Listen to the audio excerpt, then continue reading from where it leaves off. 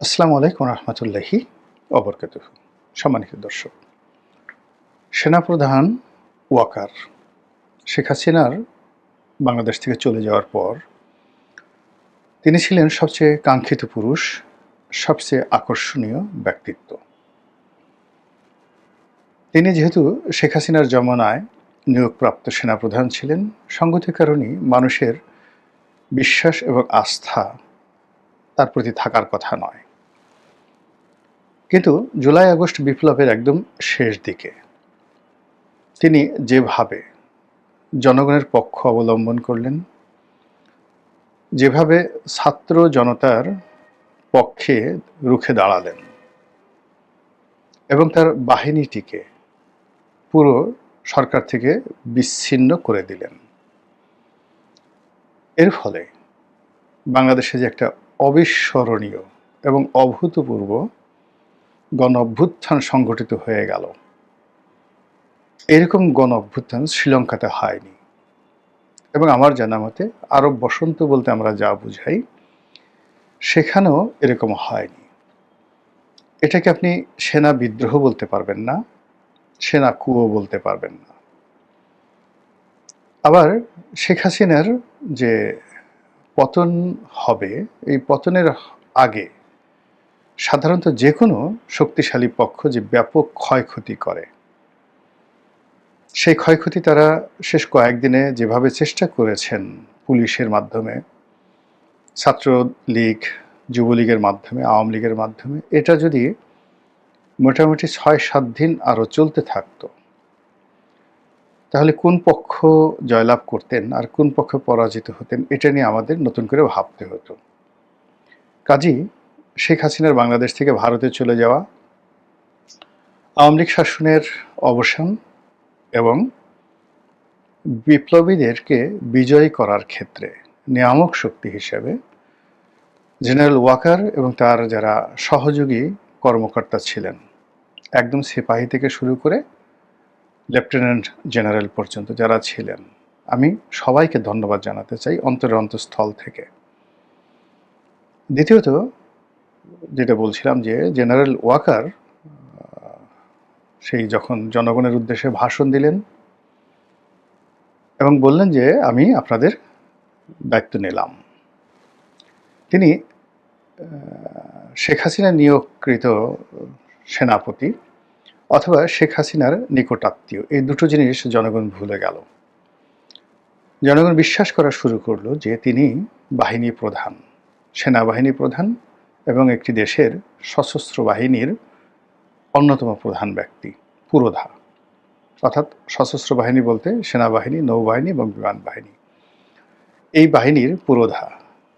ফলে আগস্ট মাসের সেই 5 তারিখ থেকে পুরো আগস্ট মাস জুড়ে পুরো রাষ্ট্রের চাবিকাঠি তার হাতে ছিল। এটা ধীরে ধীরে এখন কোন পর্যায়ে এসেছে গেছে, এটা আপনিও জানেন, আমিও জানি। কিন্তু বাস্তবতা হলো যে এই ভদ্রলোককে রীতিমতো এখন সবাই মিলে, সবাই না, বেশিরভাগ মানুষ তাকে বেকারার করে তুলেছেন। বেকারার শব্দের অর্থ অস্থির।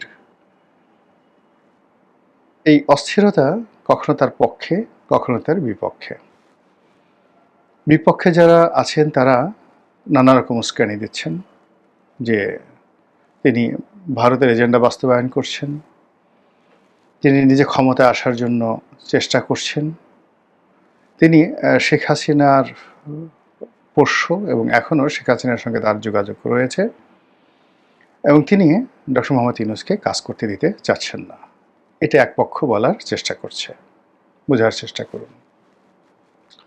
আর এক পক্ষ বলার চেষ্টা করছেন যে তিনি জামাত এবং শিবিরের মদতদাতা। জামাতের আমিরের সঙ্গে তার সম্পর্ক ভালো ছিল এবং তিনি একসময় শিবির করতেন, ছাত্র শিবির করতেন এবং সেখান থেকে আজ এখানে পৌঁছে গেছেন। এবং জামাতের যে ম্যাটিকুলাস ডিজাইন এবং মাস্টার প্ল্যান, তারই ধারাবাহিকতায় তিনি একেবারে শেখ হাসিনার পরিবারের মধ্যে এমনভাবে ঢুকে গিয়েছেন, অবস্থা দৃষ্টি মনে হচ্ছে যে ছাত্র শিবির থেকে তিনি যেভাবে সেকেন্ড লেফটেন্যান্ট হিসেবে যোগদান করেছেন, বিএমএতে গেছেন শিবিরের মাস্টার প্ল্যানে, প্রমোশন পেয়েছেন শিবিরের মাস্টার প্ল্যানে।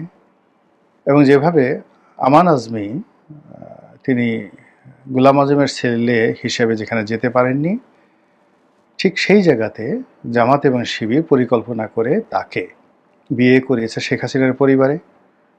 তারপর তার প্রমোশন থেকে শুরু করে তার সব কিছু করা হয়েছে এবং করে তাকে সেনাবাহিনী প্রধান বানিয়ে এই বিপ্লবের সকল চাবিকাঠি তার হাতে তুলে দিয়েছেন। এবং এজন্য তিনি শ্রদ্ধা ভরে জামাতের আমির ডক্টর শফিকুল ইসলামকে আমির জামাত বলে সম্বোধন করেন, যেটি সাধারণত শিবিরের লোক বলে থাকেন।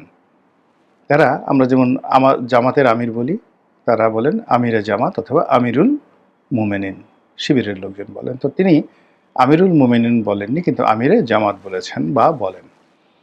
এই জন্য একটি পক্ষ তাকে স্বাধীনতা বিরোধী চক্র, জামাত শিবির, ইসলামপন্থী তাদের প্রতিভূ হিসাবে তাকে বেকারার করে তোলেন, অস্থির করে তোলেন। যখন এ সকল কথা যে কোনো লোককে বলা হয়, আমি যখন আওয়ামী লীগের সংসদ সদস্য ছিলাম, তখন আওয়ামী লীগের অনেক লোক যারা আসলে মানে তাদের কারোর সঙ্গে আমার কোনো প্রতিযোগিতা ছিল না, কিন্তু আমি যেভাবে মানে মিডিয়াতে পরিচিত হচ্ছিলাম, যেভাবে আমার রাজনৈতিক উন্নয়ন ঘটছিল, তখন আমাকে স্টপ করার জন্য যে ধরনের ন্যারেটিভ তাদের দরকার ছিল, ওটা তাদের ছিল না।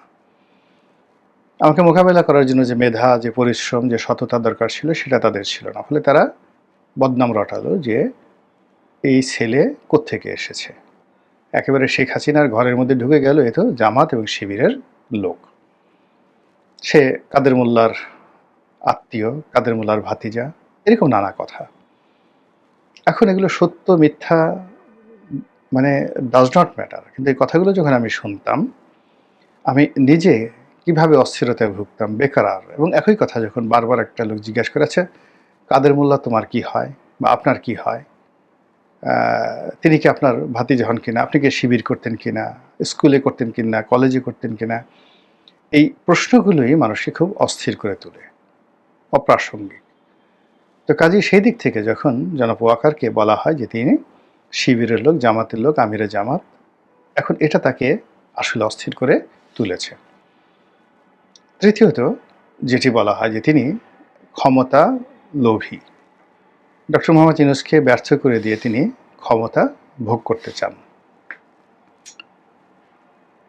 তার পক্ষের যারা লোক বিভিন্ন সময় বলার চেষ্টা করেছে, তিনি যদি ক্ষমতা চাইতেন তো আগস্ট মাসের 5 তারিখে তো নিতে পারতেন। প্রতিপক্ষ বলছে যে না, তিনি এমন একটা জটিল পরিস্থিতি তৈরি করতে চাচ্ছেন যেখানে আসলে তাকে ছাড়া, সেনাবাহিনীকে ছাড়া অন্য কোনো বিকল্প নেই। যদি 5 তারিখে তিনি ক্ষমতায় যেতেন, তাহলে অনেকের চিন্তা থাকতো যে তিনি তো ইচ্ছা করলে বেসামরিক কারো হাতে দিতে পারতেন, তিনি যদি ইচ্ছা করতেন তাহলে তত্ত্বাবধায়ক করতে পারতেন, ইন্টারিম গভর্নমেন্ট করতে পারতেন, ডক্টর ইউনূসকে বানাতে পারতেন, আসিফ নজরুলকে বানাতে পারতেন। তো কাজেই এই আফসোস যারা করতেন তাদেরকে একটা উচিত এবং দাঁত ভাঙা জবাব দেওয়ার জন্য তিনি সেই সময় ক্ষমতা গ্রহণ করেননি, কিন্তু তিনি খুব চালাক প্রকৃতির মানুষ, এই জন্য তিনি এই কাজ করেছেন। এবং এই কথাগুলো আইএসপিআর বলেন, সেনাবাহিনী বলেন, ডিজিএফআই বলেন, তারা নিয়মিত এই যে জনগণের যে খবরাখবর, কথাবার্তা, মানসিকতা, এটা জনাব ওয়াকারকে পৌঁছে দিচ্ছে বা উনি জানতে পারছেন, তারও তো আত্মীয় স্বজন, বন্ধুবান্ধব আছে। এই সকল কথা শুনলে যে কোনো মানুষই অস্থিরতায় ভুগবেন। তারপর কেউ বলার চেষ্টা করছেন তিনি ডক্টর মোহাম্মদ ইউনূসের পথে বাধা হচ্ছেন, তাকে কাজ করতে দিচ্ছেন না, তিনি সেনাবাহিনীকে নিষ্ক্রিয় করে রাখছেন, ইত্যাদি ইত্যাদি নানা রকম। আবার অন্যদিকে দেশের বাইরে থেকে যে সকল কন্টেন্ট ক্রিয়েটর রয়েছেন, তারাও খুবই অশ্লীল, অশ্রাব্য ভাষায় একেবারে আমাদের সমাজের যে প্রান্তিক জনগোষ্ঠীর মধ্যে যারা খুবই অকথ্য ভাষায় গালাগাল করেন, অনেকগুলো শ্রেণী এবং পেশা রয়েছে আমাদের দেশে, যারা মানে প্রকাশ্যে মদ্যপান করেন, তারপরে তাদের যে ব্যবহারিক জীবন, ব্যক্তিগত জীবন, এটা দুনিয়াতে কে কী বলল এতে তাদের কিছু আসে যায় না। তারা তাদের মতো বিবাহ, বিবাহ বহির্ভূত সম্পর্ক, যৌনতা, মদ্যপান, তারপরে শেষে জুয়া খেলা, দারিদ্রতা সব মিলিয়ে একটা জীবনযাপন তারা করে আসছেন হাজার হাজার বছর ধরে। তারা কখনো সভ্য সমাজে আসতে চান না। ফলে তারা যে অসভ্য কাজ করেন ওটা তাদের গর্ব এবং হাতিয়ার, অহংকার, অলংকার। ঠিক এরকম এখন আমাদের সমাজে প্যান্ট পরা, শার্ট পরা কিছু মানুষ এরকম সামাজিক মাধ্যমে এসে ওই রকম প্রান্তিক জনগোষ্ঠীর মানুষদের মতো রাত দিন খিস্তি খাওর করে যাচ্ছেন এবং তারা এই ভদ্রলোককে জনাব জেনারেল ওয়াকারুজ্জামানকে উদ্দেশ্য করে নানা রকম বক্তব্য দিচ্ছেন। এরপরে যেটা আছে যে এই বিপ্লবের যারা অংশীজন, সেই অংশীজন বিশেষ করে এনসিপির যারা নেতৃবৃন্দ তারা শুধুমাত্র জেনারেল ওয়াকার নয়, তার সহকর্মী, সেনাবাহিনী, ক্যান্টনমেন্ট এদের বিরুদ্ধে একটা ন্যারেটিভ তৈরি করার চেষ্টা করছেন, যা কিনা এই ভদ্রলোককে বেকারার করে তুলেছে, অস্থির করে তুলেছে। তার শারীরিক অবস্থা, মানসিক অবস্থা কেমন আমি বুঝতে পারছি না, বাট তিনি দৌড়াদৌড়ি করছেন, ছুটাছুটি করছেন, কখনো আমেরিকা যাচ্ছেন, কখনো চীনে যাচ্ছেন, কখনো ভারতের সেনাপ্রধানের সাথে কথা বলছেন, ইত্যাদি নানা কিছু। এর বাইরে তার নিজের বাহিনীকে সামাল দিতে হচ্ছে। এত কিছুর পরেও তিনি কোনো সুস্থিরতা পাচ্ছেন না, কোনো সেফ এক্সিট পাচ্ছেন না। সমাজের চারিদিক থেকে তাকে এমনভাবে অস্থির করে তোলা হচ্ছে। এর ফলে তিনি আসলে কি করবেন, তার আসলে কি করা উচিত, এটা নিয়ে স্থিরভাবে তিনি চিন্তা ভাবনা করতে পারছেন না। এখন দেশের যে ক্ষমতা, সেনাবাহিনীর যে ক্ষমতা ঐতিহ্যগতভাবে সুপ্রিম, এমনি কোর্ট কাছারি বা সুপ্রিম কোর্টকে সুপ্রিম বলা হয় শান্তির সময়টিতে, কিন্তু যখন অশান্তির সময় আসে তখন যাদের হাতে অস্ত্র আছে তারাই সুপ্রিম কমান্ডার। তা আমরা যদি আমাদের কমান্ডারকে অস্থির করে তুলি, বেকারার করে তুলি, তাহলে আমাদের নসিবে কি হতে পারে, কতটা খারাপ পরিণতি আমাদের জন্য অপেক্ষা করতে পারে, এটা বোঝার জন্য খুব রকেট সায়েন্স দরকার হয় না। আমার কাছে যেটা মনে হচ্ছে যে আমাদের মধ্যে যে সকল মানুষ কথা বলতে পারেন বাংলাদেশে বসে, তারা এই ক্যান্টনমেন্টের সঙ্গে যমুনার, অর্থাৎ প্রধান উপদেষ্টার কার্যালয়ের, যমুনার সঙ্গে বঙ্গভবনের সঙ্গে রাজনৈতিক দলগুলোর দূরত্ব, এর কারণ হলো বঙ্গভবনকে কেউ এখন আর বন্ধু মনে করছে না, মনে করছে যে শাহাবুদ্দিন চুপ্পুর সঙ্গে যদি কথা বলা হয় এটি তার জন্য একটা মাইনাস পয়েন্ট। শাহাবুদ্দিন চুপ্পু সাহেব যদি কোনো রাজনৈতিক দলের নেতাকে দাওয়াত করেন, তিনি যদি বঙ্গভবনে যান, তাহলে সেই রাজনৈতিক দলকে মুহূর্তের মধ্যে আওয়ামী লীগের দোসর হিসেবে ট্যাগ দেওয়ার যে প্রবণতা তৈরি হয়েছে, এটা আমরা যারা সামাজিক মাধ্যমে, গণমাধ্যমে আছি আমাদেরকে দূর করতে হবে। দূর করে যে যেভাবে আছেন তাকে আসলে কাজ করার সুযোগ দিতে হবে।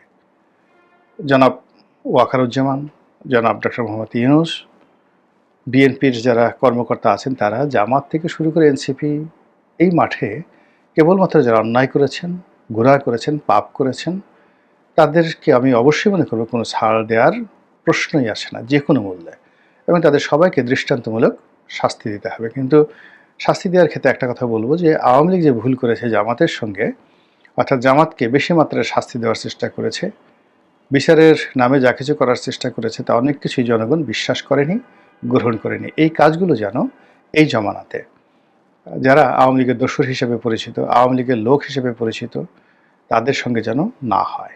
দীর্ঘমেয়াদে আমাদের দেশটি বেকারার না হয়ে শান্তশিষ্ট থাকুক, কল্যাণের দিকে এগুক, এবং আমাদের জনজীবনে, জাতীয় জীবনে যে অর্থনৈতিক অনিরাপত্তা এবং যে দুর্ভিক্ষের আশঙ্কা দেখা দিয়েছে, রাজনৈতিক বিশৃঙ্খলা, এমনকি সিভিল ওয়ারের যে আশঙ্কা দিয়েছে, মহান আল্লাহ রাব্বুল আলামিন এসব আশঙ্কা থেকে আমাদের দেশ এবং জাতিকে রক্ষা করুন, এই দোয়া করছি। আসসালামু আলাইকুম ওয়া রাহমাতুল্লাহি ওয়া বারাকাতুহু।